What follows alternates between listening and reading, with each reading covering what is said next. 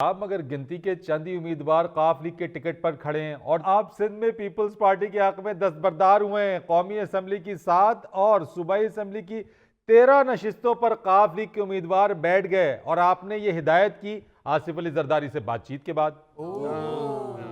ऐसी भी बात नहीं है।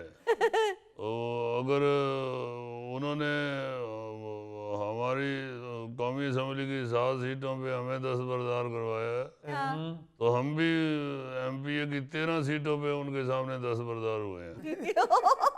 यानी कि दोवां जंग दे उत्ते दस्तबरदार ਤੁਹਾਨੂੰ ਹੋਣਾ ਪਿਆ क्योंकि तेरे वर्गा बंदा हर दूजे दिन पिंड च रौला पा रहा होंदा वो मेरा ढग्गा नस गया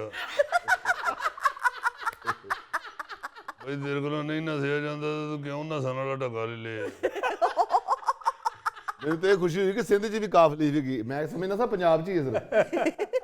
काफली अल्लाह के फजल से पूरे पाकिस्तान में फैली हुई है। जी हाँ बिल्कुल सर बिल्कुल सर। और देखें बात यह है कि जरदारी साहब वादे के पक्के आदमी हैं। जी जी तो हमने उनके साथ जो वादे किए हैं जो बातचीत की है वो इंशाल्लाह वो हमारे भी हक में होगी इंशाल्लाह। वाह जी वाह वाह जी वाह। चौधरी साहब, सिंध में काफ लीग के उम्मीदवार पीपल्स पार्टी के उम्मीदवारों के हक में दस्तबरदार हो गए और गुजरात में आपके साहबजादों चौधरी शाफे और चौधरी सालिक के मुकाबले में उनकी सगी फुफियां इलेक्शन लड़ रही हैं। ओहो हर जगह पे ये अब सोचा जा रहा है जी कि नौजवान की आदत आगे आनी चाहिए। हाँ जी अब TV पे हमारा इश्तिहार चलता हुआ नहीं देख रहे, नई सोच नया पाकिस्तान। है वो तो पीपल्स पार्टी का इश्तिहार है चौधरी साहब।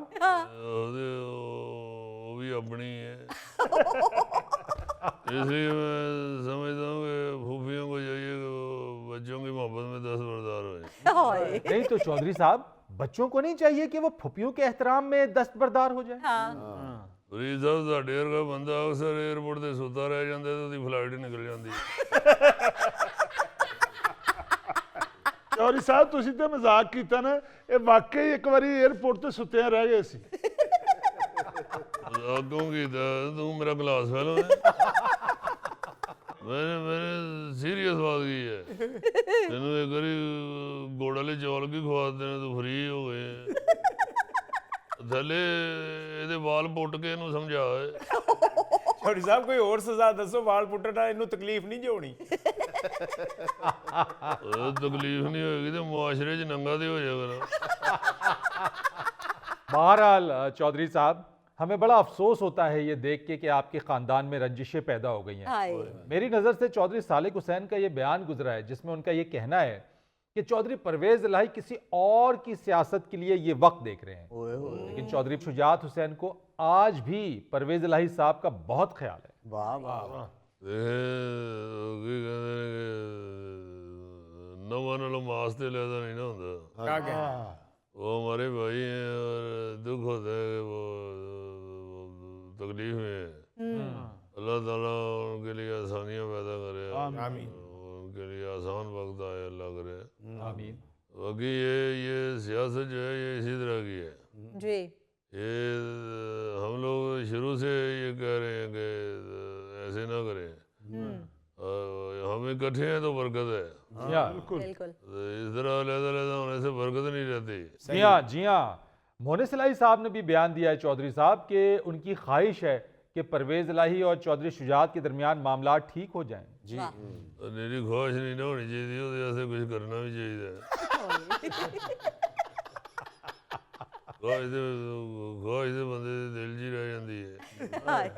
अमली तौर पे ये कुछ करना चाहिए। जी बिल्कुल सर। ये जो आगे जो बच्चे हैं हमारे इनको सोचना चाहिए कि हमने अल्लाह के फजल से इत्तेफाक के साथ ही तो सारे मुल्क में अपनी इज्जत बनाई थी। जी बिल्कुल सर। तो इस तरह छोटी छोटी बातों पे एक दूसरे के साथ ये वो उलझे हुए हैं। ਇੱਕ ਟਾਣੀ ਦੇ ਦੋ ਫੁੱਲ ਸਜਰੇ, ਇੱਕ ਜਿੰਦ ਤੇ ਇੱਕ ਜਾਨ। हाय ਅੱਜ ਦੇ ਵਿਛੜੇ ਕਦ ਮਿਲਣਗੇ, ਅੱਜ ਦੇ ਵਿਛੜੇ ਕਦ ਮਿਲਣਗੇ, ਜਾਣੇ ਰੱਬ ਰਹਿਮਾਨ। ਇੱਕ ਟਾਣੀ ਦੇ ਦੋ ਫੁੱਲ ਸਜਰੇ। गल तो पुरानी है मगर बनती इत्थे होई है, बाबा आटा ले जा।